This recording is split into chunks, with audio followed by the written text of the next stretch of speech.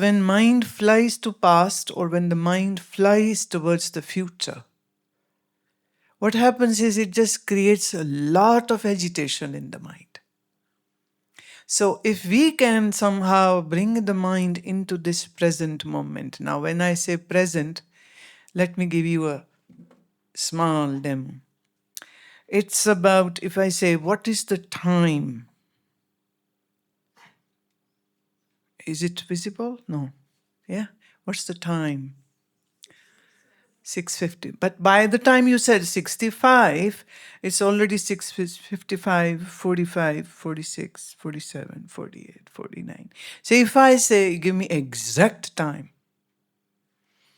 I bet $1 million. You can't give it because by the time you speak, the seconds are flying. But if somebody is like being smart and it's like now it's 12, 6:56, 14, and he says 6:56, 18. Now 18 came now. So at 16 says 18, or at says 20 it was when 18. By the time it said why the 20 came in, that will be a lie. Correct? Correct? So nobody can say the exact time because while you say the exact time, the time has already flown away, gone. Not necessarily with the wind, but it's gone. Now, when I say that bring your mind in the present moment, then I'm saying the present where that seconds were ticking. That is the present. So present is very brief, very fleeting, very difficulty in holding what that is. But if we can bring our attentiveness in the present moment, not past, not future. 1 minute from now is future, 1 minute gone is past. So let's bring the time frame more concised. Then 10 seconds after is future, 10 seconds gone is past. Let's make it more, squeeze it a bit more. So 5 seconds future, 5 seconds gone is past. 2 seconds, let's go 1 second. 1 second moving is future, 1 second gone is your past. And I'm saying to keep your mind in the present.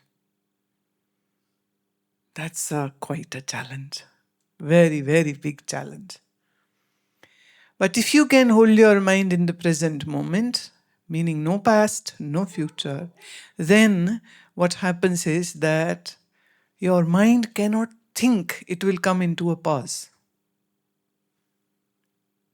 And that is what meditation is, when mind has gone into pause. Meditation is not about this or that or this method, that method, or esoteric method or yogic method. Or meditation just means bringing the attention into that present and not allowing the mind to go into past or future. So all the variant methods are basically to achieve this. So we can achieve this with the mantra, we can achieve this with some breathing technique, we can achieve this with pranayam, we can achieve this with just razor sharp attention. That's what the job of the mind is, keep on bubbling with thoughts. And that's your job, to be very attentive and very sharply in the present moment. Purpose is not that you just keep on vocalizing it all the times. Purpose is that you speak in a very low tone, like whispering tone, and you be with me, and the sound vibration frequencies will be used, this energy of this vibration will be used to catch that present which is so fleeting. And this means no past, no future. This means no thinking or emotions about past or future. And you are holding on to that. So it's like, let's find present. This is the game. I'll call it a game. If I say meditation, oh, you will get so serious. Don't be serious. It's like searching for that present moment.